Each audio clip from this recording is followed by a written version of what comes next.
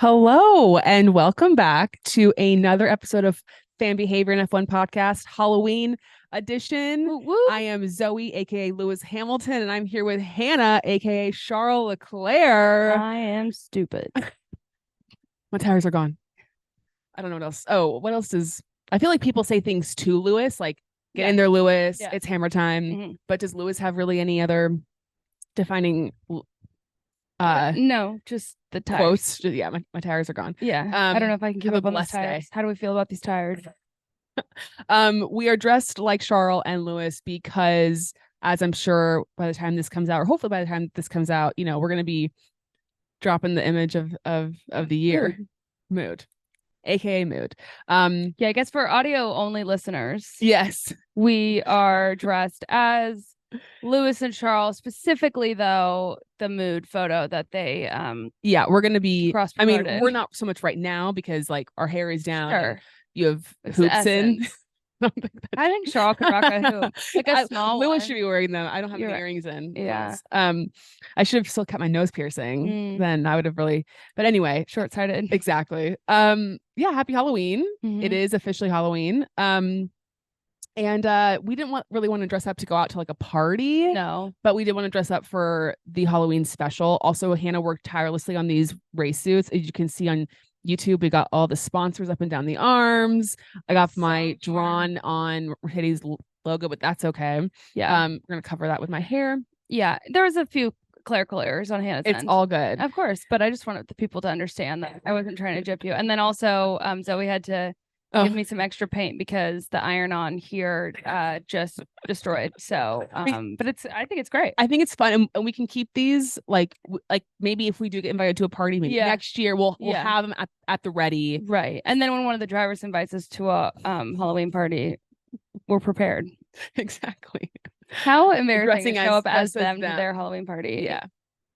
First of all, if we ever did do that, I would spend 100 and whatever it is on the actual suit. Oh, right. Not walking around in a trash bag.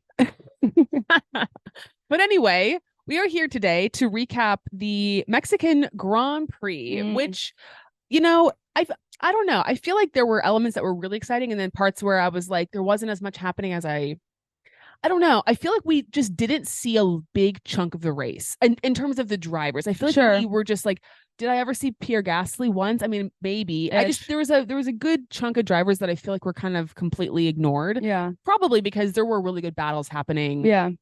Up the field. And a few good incidents. And we'll get into all of them.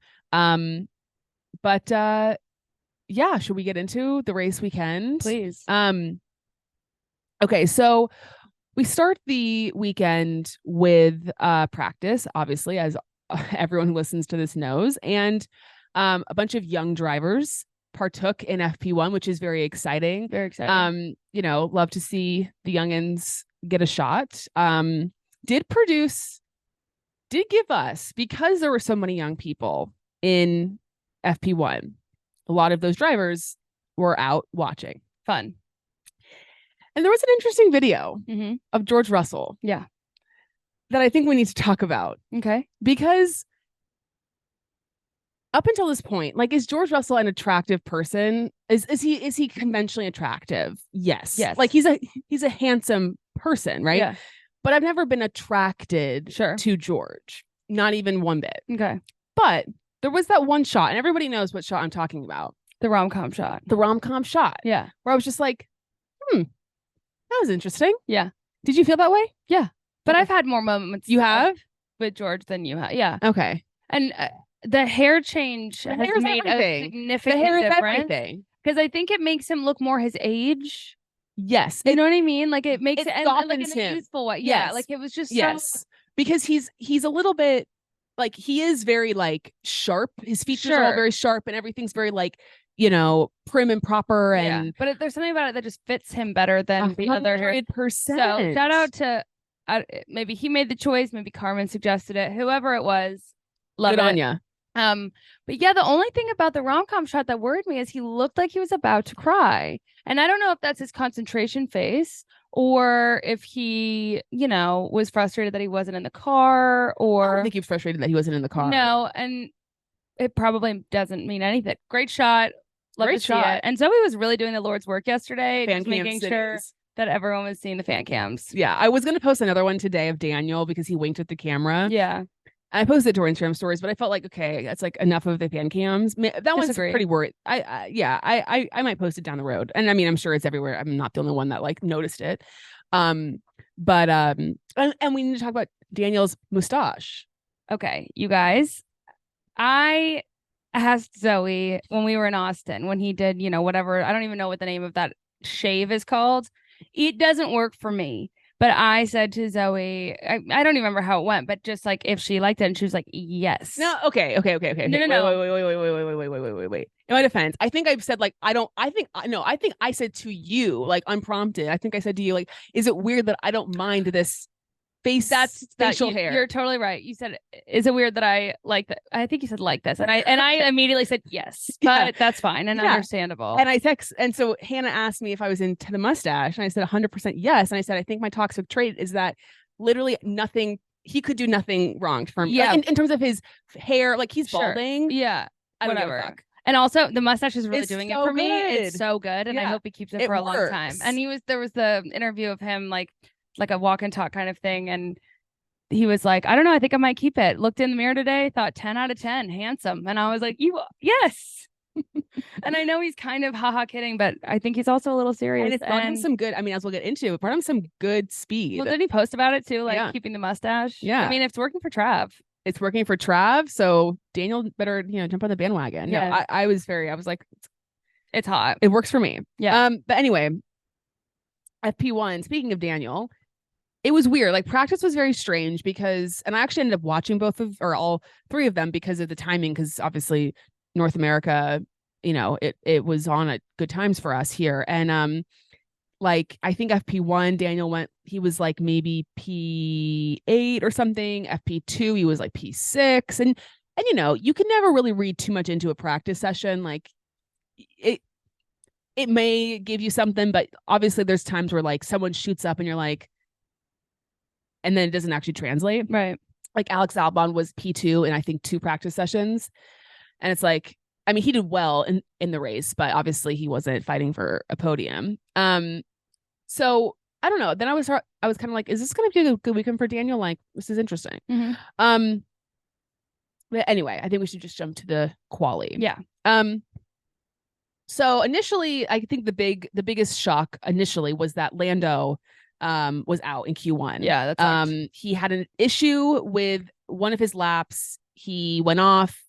Then when he tried to go for a second lap, he was in traffic and he couldn't get a good lap time in. And because the yellow flag too from Fernando. Yellow flag, too, right? Yeah, and we'll get to Fernando, but wow, what a tough go for him it's been. Not good. So that was pretty shocking because a lot of people had said, obviously going into the weekend, despite Lando and Oscar's sort of like expectation management of McLaren, I think people thought they could be fighting for like potentially a podium, but also really good points, and they did. But that was a tough go. Alex thought he was like he got into Q3 and then he had the time deleted. Happy for Joe, but that also sucks. Yes. Alpine's been like absolutely nowhere this weekend. Mm-hmm. I don't really know why, or I mean, where was it? Monza, I think that like they were terrible too. I think there's just some tracks that just really do not suit them at all, and this happened to be one of them. I mean, I think Ocon did get a point today. Well, but because he came for Haas. That was glad they were ready. Funny. That was funny. That was weird. Logan like didn't set a time and then also got a 10-second or a 10 place grid penalty for failure, or he overtook Yuki under yellow flags. Yeah. So naughty. That's not going so well for him. And yeah, there were a lot of incidents that were investigated.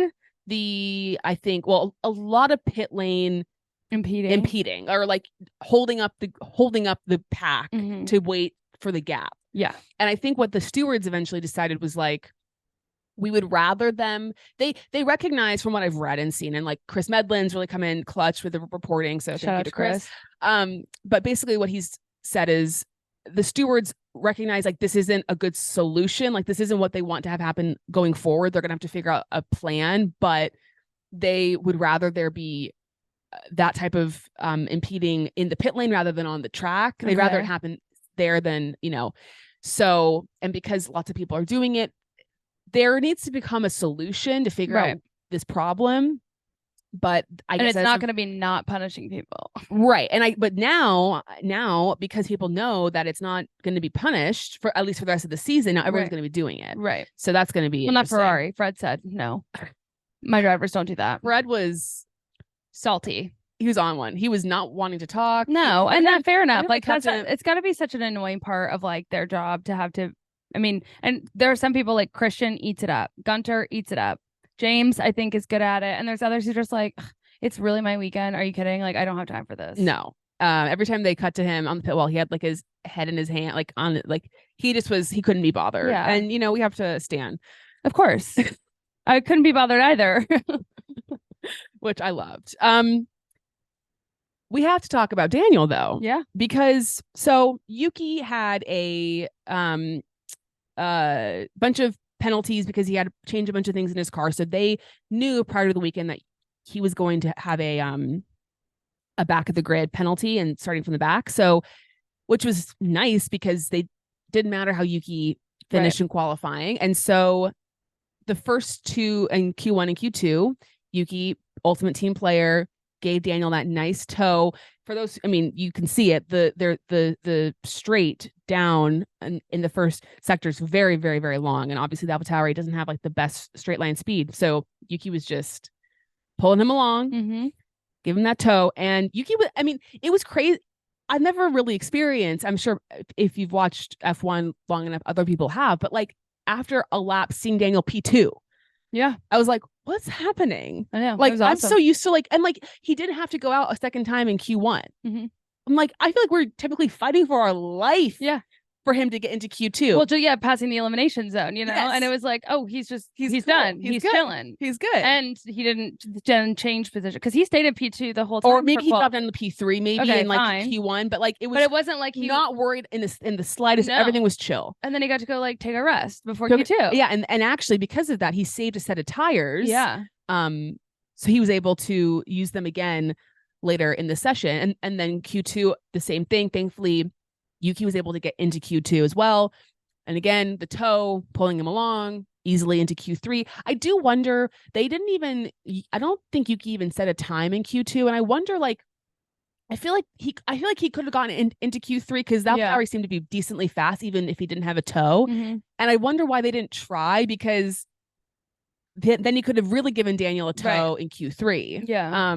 But anyway, they just didn't want to mess with a good thing, or like or they felt like we're happy happened to the car. Yeah. On top of everything else. Or I wondered. I mean, but the thing was, part of me was like, I wondered if they were worried that Yuki would knock Daniel out, but Daniel was far enough up in Q2 that he wasn't going to be at risk of Yuki getting into Q3. Right. But anyway, so then Q3 comes along, and I think at this point most of us are like, okay, Max is going to get pole. Right. Like that's just what's going to happen.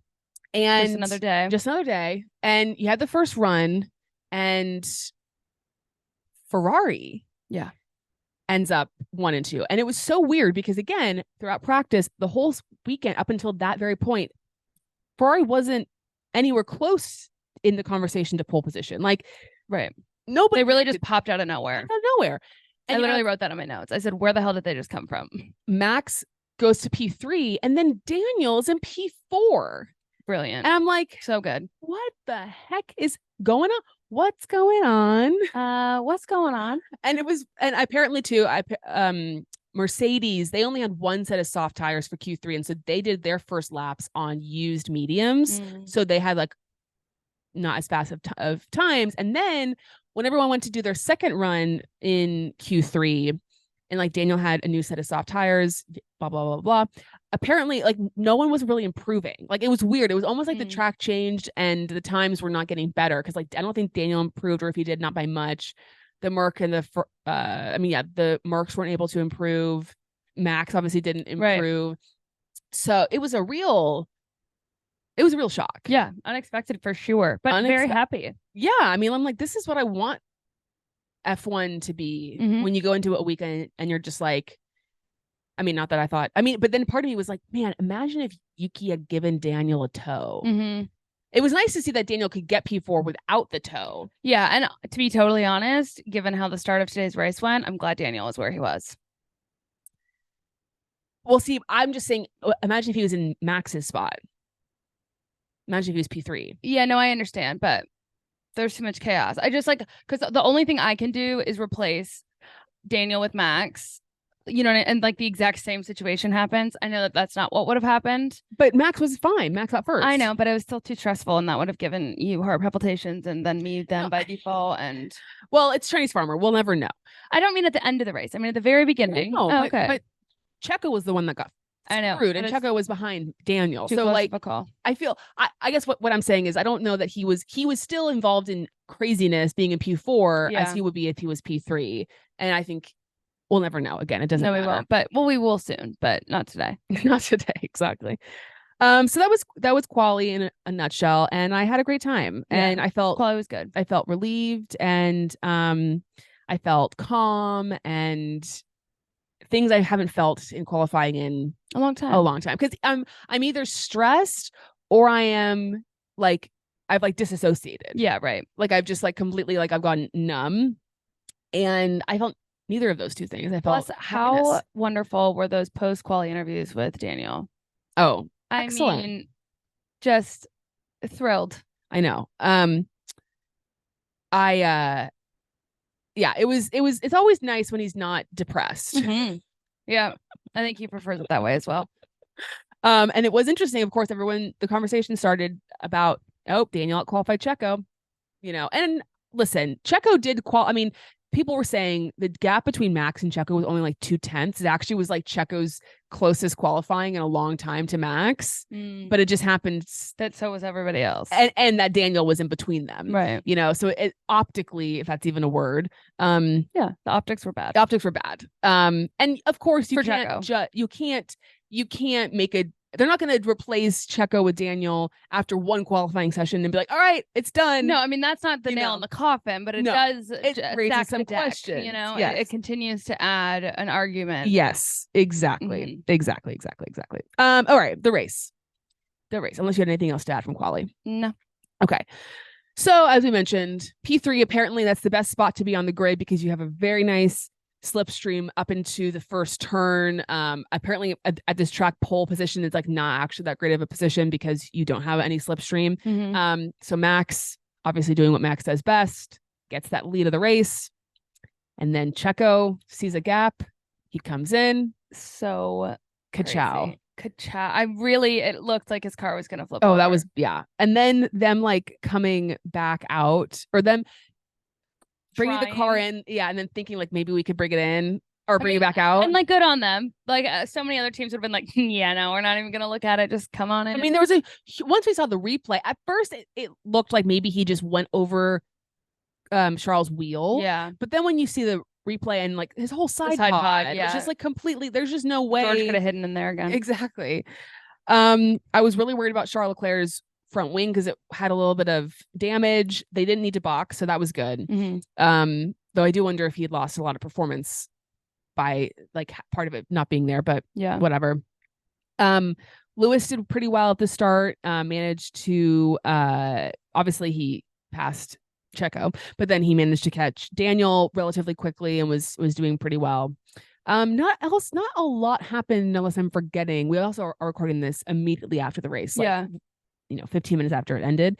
But nothing much happened until K-Mag's crash, right? Am I forgetting anything? So. No, I think it was pretty quiet until then. Kind of out of nowhere, K-Mag just something went wrong with his car. I think the rear suspension broke as well. Martin said. Yeah. I think they're so he's like, I mean, obviously he's like an expert, but it's just like crazy how they just like, oh yep, that's what happened. Yeah. If I'm seeing a crash. Yeah.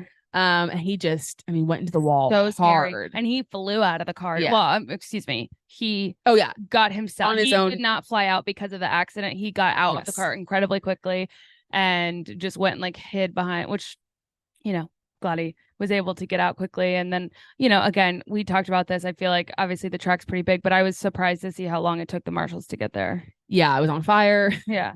And they initially said safety car, and then they said, nope, just kidding, red flag. Now, I feel like this was actually the red flag hurts the wrong word, but like I think there were a lot of people that were not it wasn't advantageous. It didn't hurt Max. But so many drivers just didn't have any more tires left, and so they weren't able to make, and also it was the race was only halfway done, so they still had to go a long ways.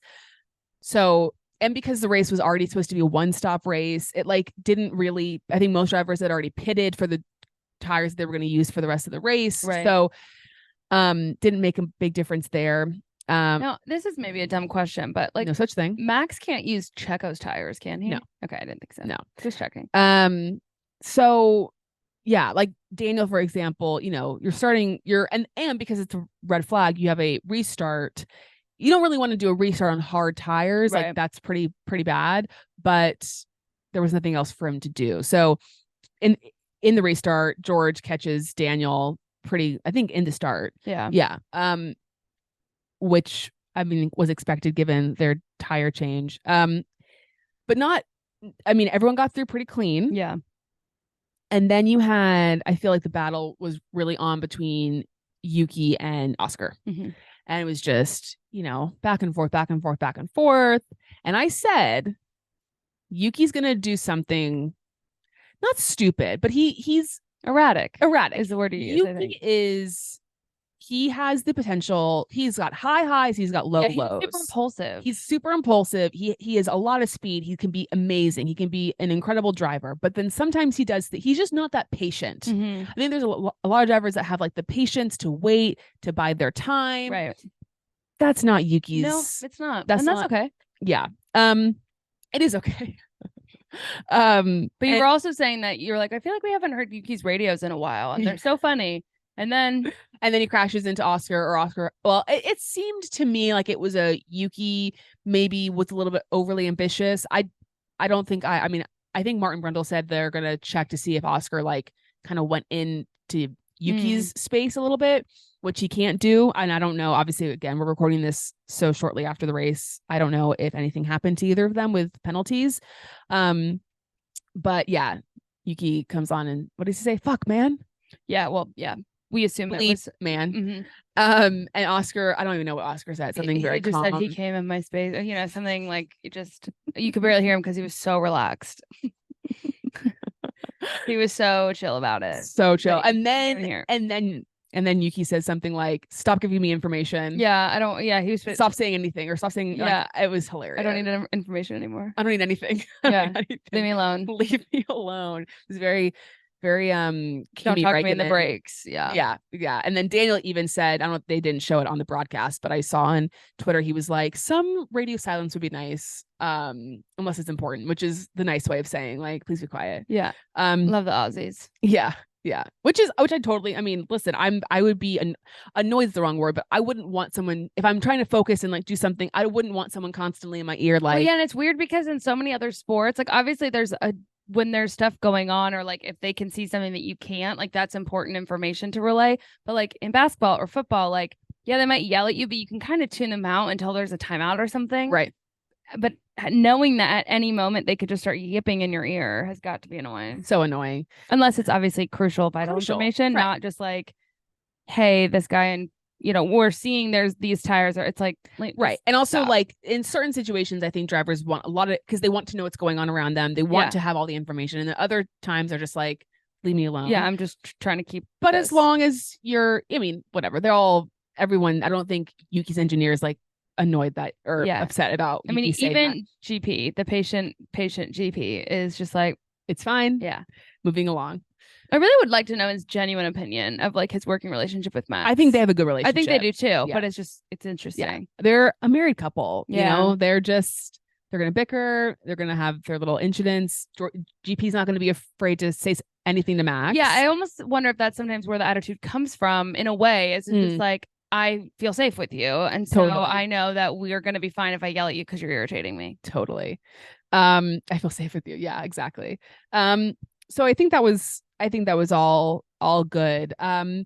Fernando DNF. I mean, Fernando had a terrible day. Yeah, he's having a hard time And because he DNF'd in Austin, right? he did. Yeah, I'm pretty sure. I think Yeah, so. yeah, Yeah. he did. I was gonna say one Aston Martin definitely did, and I think Lance got points. So yeah, it was definitely Fernando. And where we've been with Fernando, I mean, Yeah, just from like I think he's had the 7 peak podiums this year, maybe more than that, but I think it's at least 7. yeah, I don't know to what upgrades they brought, but they need to stop They keep upgrading. They bringing- need to downgrade. Well, and I think Lando even said in some press conference, I may have mentioned this at a previous episode, that he's like, every week they bring upgrades, they just seem to get slower, Mhm. which is kind of like funny for someone that's not Aston Martin to say Right. that, but it's true. And then Lance got hit by Valtteri. Did they say no investigation, or no, so. or did he get a penalty? He hadn't gotten a penalty, I don't think, by the time the race ended. Okay. But I don't know if they said no further investigation or if it'll happen after the race. So Lance also DNF'd. Happy birthday, Lance. Tough go. It's just Aston Martin is just, I did see I think it was on Instagram, a graphic of like, it was like a live graphic of like the points, like as the season went on, like the points changed between Aston Martin and McLaren. And like at the beginning of the season, I mean, it was the difference between Aston Martin and McLaren was huge. Yeah. And then you just see it go slowly greater. And then McLaren just shoots like they just switched parts. Exactly. You know? Oh man. Yeah. And I've heard people say this too, like just because a car is fast at the beginning of the year does not mean it's going to be fast at the end of the year. And obviously you assume for the bigger teams, and Aston Martin, I guess, should be considered a big team, but I mean, they have finances. Yeah, but that they will just maintain those upgrades and maintain the gap. But clearly something's gone off the rails. Yeah. So crazy. Anyway, Lando was just flying. He did so well today. Starting from, I think, P17. I think everything kind of worked out well for him timing wise when he pitted. I think the red flag probably did benefit him just in terms of like, well, then he fell. No, he fell back at the restart. I forgot about that. So it wasn't so good. Oh no, I think oh no. Keep it together. And we can iron it a little bit more. Okay. But he was just cutting through the field. Oscar was told, let's let Lando through, which was a good choice. For sure. And I mean, he basically said, unless you can find this pace, Lando needs which to pass he couldn't. you. And he couldn't. So he didn't even say anything. He said, okay.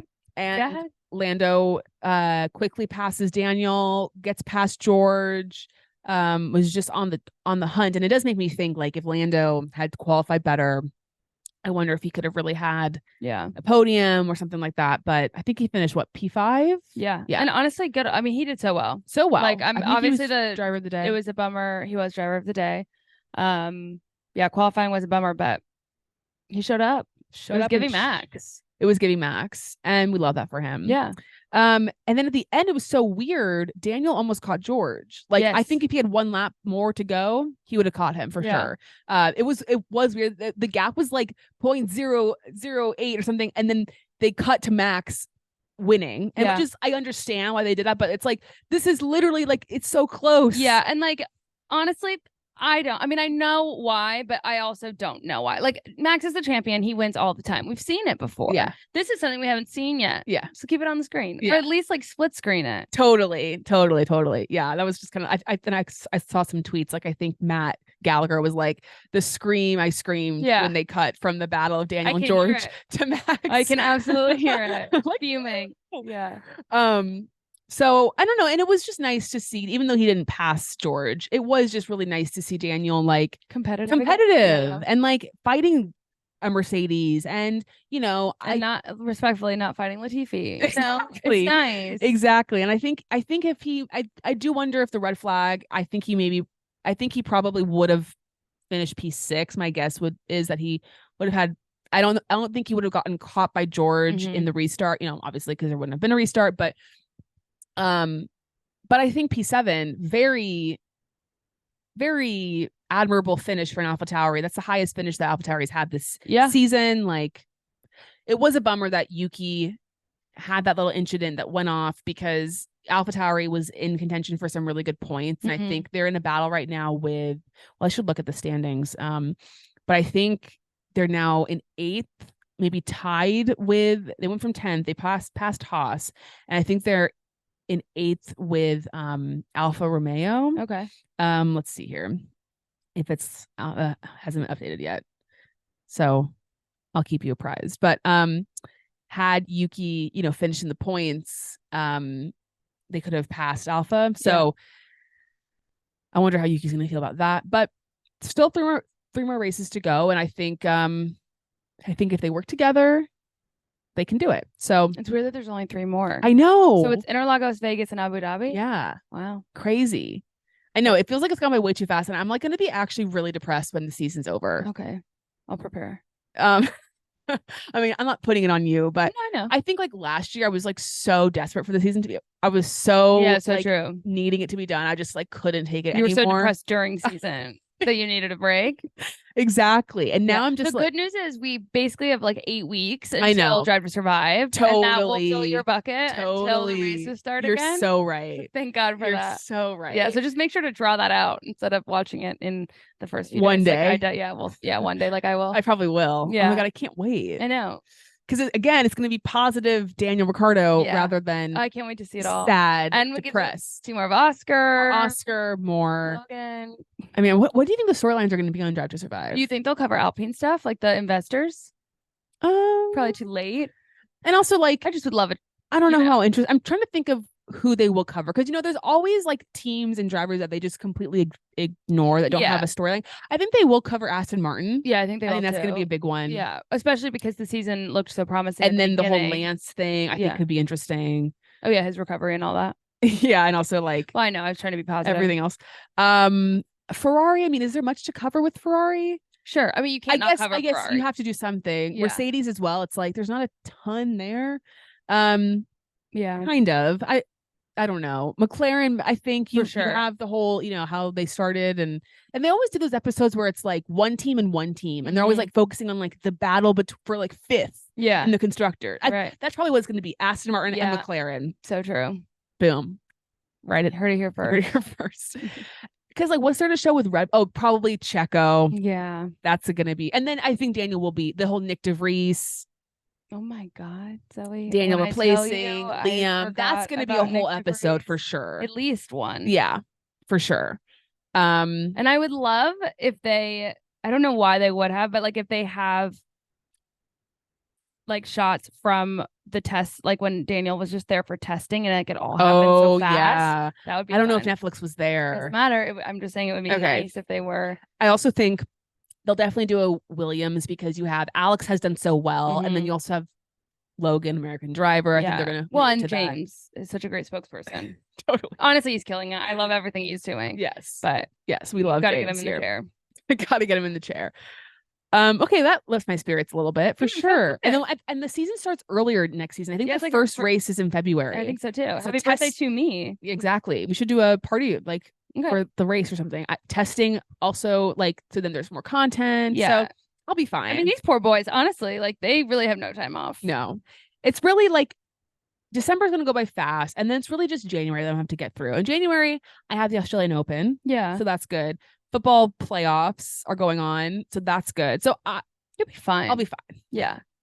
I'll get through it. Yeah. But I'm going to enjoy these last 3 races. And I wouldn't expect anything next week or this upcoming weekend. Yeah. I genuinely don't know how all of our like all the drivers, all the team, like I just don't know how they do this. I know, it's crazy. Because after like just being able to like experience, I don't know, a third of what a full race week looks like. Not well. No. Now, to be fair, they probably aren't. They're very like, regimented in terms of like the work, the sleep, Yeah, but they're all not going to bed early. No, they're not. They're not. Especially if they're like mechanics working on the car and all that stuff. Yeah. It's just a lot. Oh, and I did think about this, and this is just a random, we don't have to talk about it. But I'd really like to know how many uniforms they travel with because it occurred to me that, first of all, they always look so nice and clean, obviously. Yep. Getting laundry taken care of on the road is not easy to do. And sending them out to be laundered sounds like such a risk. Yeah. But when you start, and this is obviously like a high school job, you get like 2 shirts and then anything else you have to buy on your own. I mean, I would not like anyway, if anyone knows, I'm sure that information's out there somewhere of what they bring and pack. Mm. Anyway, let's get to our pyramid, shall we? Sure. So, and we should also just say too, Max broke his own record for most wins in a season with 16 race wins. So he'll keep doing that until the season's season's over. Yeah, I mean, it does help that like the seasons 3 are more races. much longer than they were back in the day. So, sure. It's obviously not apples to orange or apples to apples comparison to like drivers of the past, but congratulations to Max. Very impressive performance as always. All right, pyramid. Bottom of the pyramid, Aston Martin. Yeah. For obvious reasons. I mean, just not great in qualifying, 2 DNFs. Yeah, just having a hard time. Losing money left and right. It is bleak out there. Hopefully it's better next week, although I'm not optimistic. Yeah, I mean, we'll see. Who knows? Next is Kevin Magnussen. Just a rough go. Crash. He also looked really, I mean, he looked kind of shaken up. He looked really shaken up. I heard he went to the medical center and I think he's okay. I think it's just like for some evaluation, but obviously hope everything's good with him. And, it's stressful. It's not, I mean, I've never been in that position, but I can't imagine it's a great feeling to crash so heavily. Yeah, I mean, I got rear-ended once and started shaking. So yeah, like, a lot. I don't think I'd enjoy that. A lot. So hope he's feeling well. And then the next bottom is Yuki, because he unfortunately in a weekend where Alpha Tauri looked actually very strong, the car seemed to be doing well, has this penalty, has to start from the back of the grid. Already, that's a tough place to be. Looked in a good position at the restart, P8, could score some really good points, and then just ended up outside the points. I think he finished maybe P12. Yeah. So rough go for Yuki. I'm happy he at least had a good weekend last weekend. Yeah. Scored some big points, so that's good. But thank you for helping Daniel. Thank you for helping Daniel, team player. We are so grateful to you and your radios and just who you are as a human being. So thank you, Yuki. Yes and amen. Number 22. Middle of the pyramid, we have Lando Norris, who obviously rough qualifying, just didn't get it together. Definitely could have qualified in the top 5, potentially top 3, but great recovery drive, tearing up the field. Yep. I mean, driver of the day, did a great job. So congratulations to Lando. And then Charles Leclerc is the next one in the middle, because pole position, but had that incident with Carlos. He's setting his own Checo terrible record, which is it's bad. Being pole a lot and not winning. You know, my read on it, and I think most people's read should be, Charles Leclerc has so many pole positions because he outperforms that car in qualifying all the time. And so it's whatever, most poles without a world championship. It's like, it's true, but he has so many poles because he just like does way more with the car than he ever could or ever should. Yeah. Finished P3, decent finish for him, but I think, you never want to get on pole and then finish third. Yeah. Also, the booing today. Yeah. Get out of here. That was rough. He didn't do anything wrong. It wasn't his fault. Yeah. Right? Haven't we determined that Checo's bad? I think it was a lap 1 incident. Just, I don't think that I haven't seen anyone say like, yes, but it was so-and-so's fault. Or they may have said something about that on the broadcast that I didn't catch. But it's tough. But he'll be fine. No, I know he'll be fine. I also just think it's so like maybe he has, and so I could be totally wrong about this, but I just feel like Max wouldn't even like give time to defending the booing. No. So it made me I know. Charles a little sensitive. I know. Made me sad. And then top of the pyramid, Mr. Daniel Ricciardo. Shock. Crushing it in practice, crushing it in qualifying. Very good performance in the race, given the circumstances. Again, an Alpha Tauri car, not that fast, and was mere feet away from getting P6. Yeah. I mean, truly, I think had he just had a little bit more time, would have caught George. Really good performance. I think, I obviously don't know Daniel personally, but I have a feeling he's going to be slightly disappointed in his performance. Probably. I think because how close he was to George, I think he's feeling like, I could have had P6. Yeah. But there's next week. And also, again, that's his 4th race in the whole year. Yeah. 2nd race coming back off of an injury to do that well. Yeah, I mean, because he's been out of the car a lot more than he's been in it. Like, exactly. Exactly. Plus the mustache gave him great powers. So congratulations, Danny Rick. P1, top of the pyramid for us.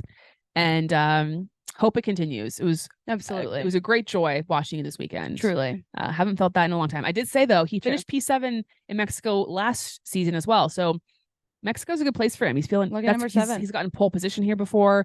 So it's definitely a track that suits him well. Yeah.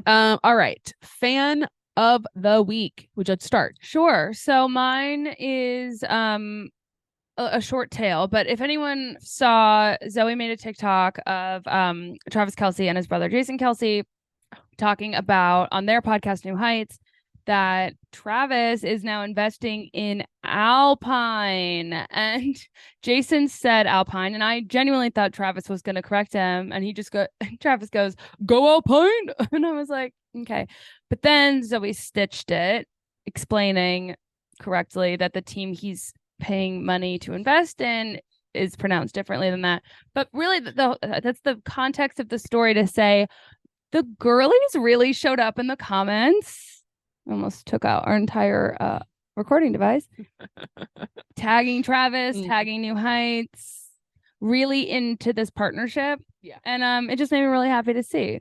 Yeah. Travis definitely needs some educating on F1, and we are no dumb here. questions. No dumb questions. We are here to help you, Travis. If you would like, again, we could be your Kansas City correspondent, F1 correspondents. This goes for both Alpine and for Travis. Yeah. And for Patrick as well. It's just like, I don't really genuinely don't know what's going on with like the solar system. Like I might need to, we might need to talk to Michaela and like understand what's going on with the so true. The stars.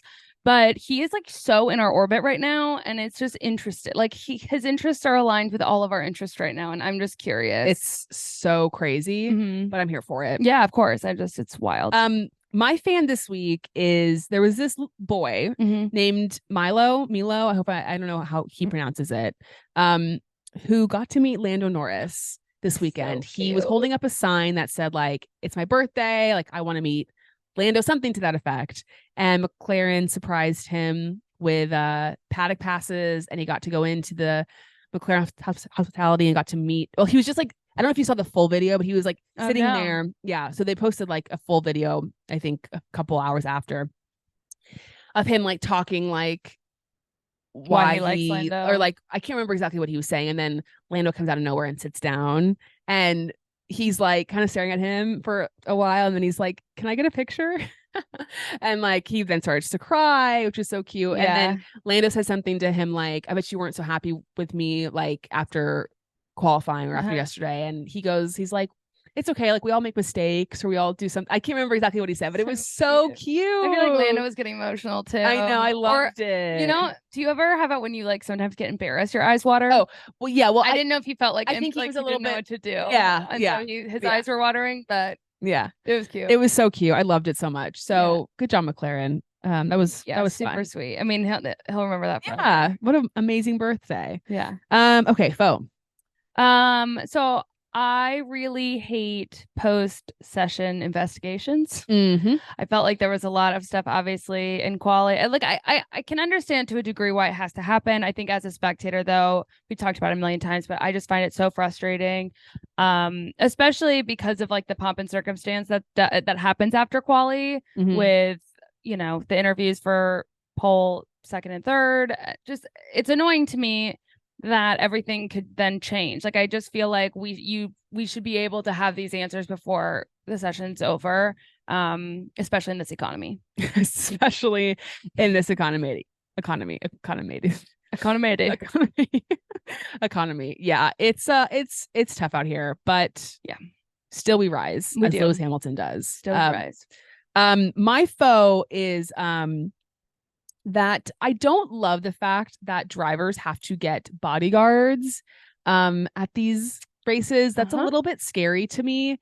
And I think we've had this conversation before about the paddock and stuff, like just I don't know, like intensity, unhingedness, craziness of some of these stands. And obviously like I don't want to signal out a whole race of people, like or not. I mean, not race as like a nationality, but like races in like an actual race, like because I feel like there certain races get bad raps. Like I feel like which one is it with all the flares? Is it the Dutch Grand Prix? Yeah, something like that. Where there's just a lot of like stereotyping about like Sure. the fans in the GPs, crowd. yeah. But I feel like I don't know, something kind of needs to be done. The fact that like these drivers can just walk, they're among all of us. I mean, all of us being the people that are in the paddock, and people can just go up to them whenever they want. Well, that's the part that I always have found so interesting. So I think Tony did a TikTok about this a long time ago, but she just put a YouTube video up recently, again, talking through the different credentials you can get and like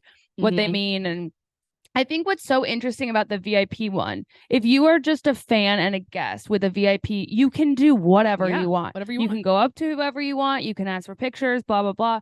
But if you are a media personnel with a VIP pass, but also have like other media credentials, and I could be wrong on this, but I don't think you're allowed to take, I don't think to take pictures media with definitely them. Not. No. And so I just think it's so interesting. Like, it just seems so invasive. Like, totally. And I'm not saying like, if this is what you want to do, like that's your business. I'm not talking bad about people who have done this. I feel like for them, like they're at work. Do you know what I mean? And I just feel like, because there was a couple of times where when we were back there, like I saw someone kind of come up, and I think the hardest thing for me to watch is it's the only time they have is for a picture. So it feels like this really like quick it's exchange. Like, it's super transactional. Like you don't get to like talk to the driver. The driver doesn't get to talk. Like it's not this like meeting where you like would maybe meet, like if you bumped into them randomly and you could like have a few minutes with them. It's this very like chaotic, like get in their space and take it. And again, like if you've done that before, like that's fine. It's just because I know what it's like to also be excited because those people are in your space and you like want to remember it. But I don't know. I just feel like it's gotta be tough. And so, the bodyguard thing is not. It's just a little scary. And I hope that the drivers are able to. Was he getting threats? No, I don't know if he was getting threats. I just think it was just more of like I think they were maybe worried about just people being up in their business. Again, I don't know the facts, but it's just a little bit unnerving, a little scary. And anyway, that's that on that. Okay, let's get to some of the questions, comments, concerns you all share with us on Instagram. People said, Mr. Checo Perez, what do we think is going to happen with his race seat?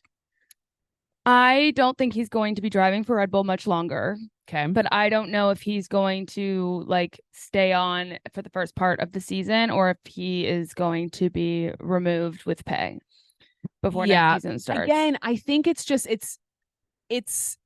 there's not enough, I don't feel like, enough time left in the season to really properly evaluate. The reality is Red Bull at this point in time really only have Daniel or Yuki as their two options for replacing Checo, because everybody else has a contract for next year, and unless they're willing to really pay out, I think there was some rumors that they were maybe going to try to get Lando, and Lando said no, and there's just not a lot of options going on for them. And so they really only have Daniel and Yuki, and again, Daniel has done well, but it's like one race. So you're not going to make a decision based off of one race. And there's 3 more left. And maybe Daniel does incredibly well the next three.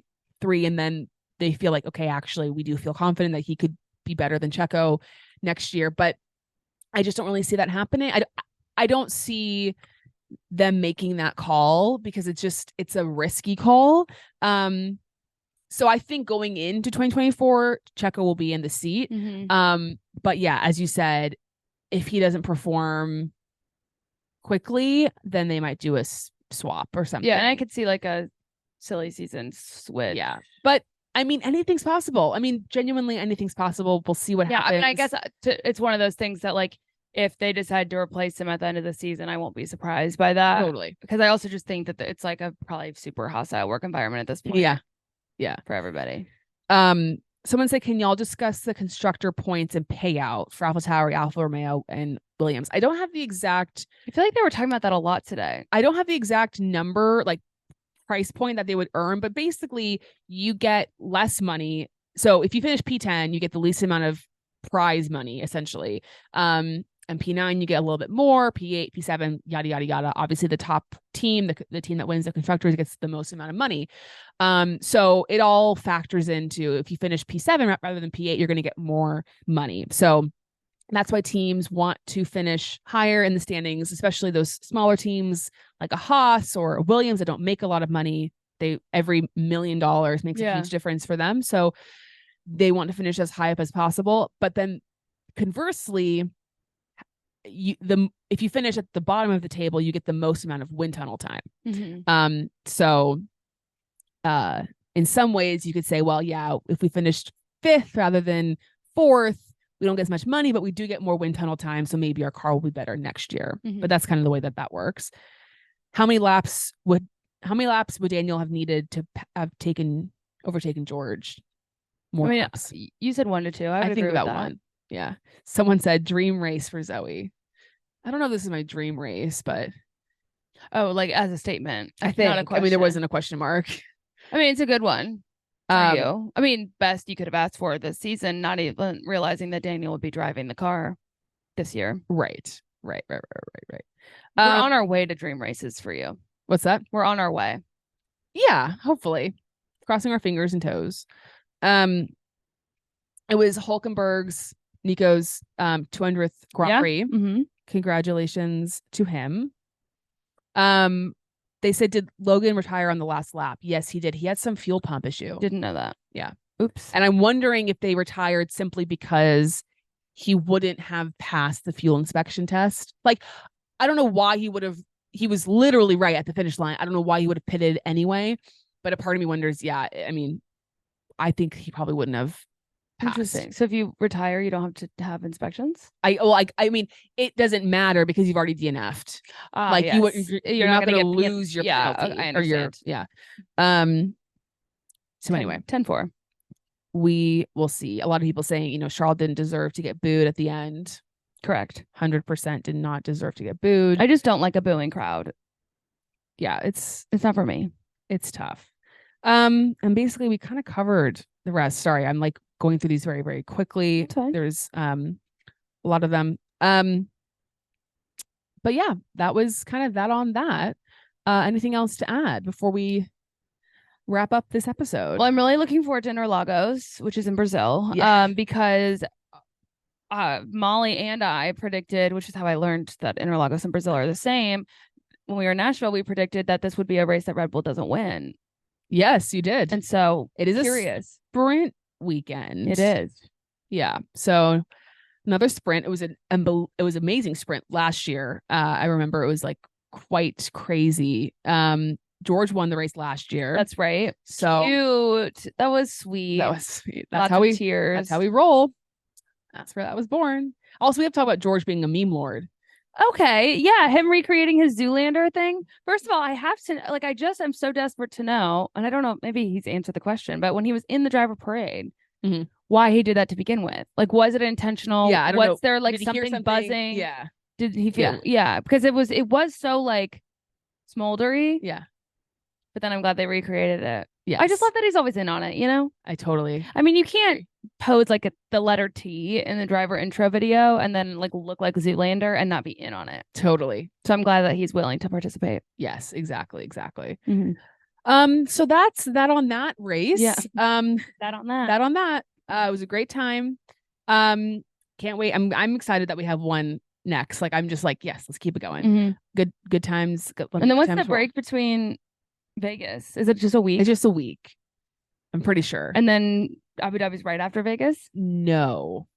Just another week. Because I think it's Vegas and then it's Thanksgiving week. Right. And then I think it's Abu Dhabi.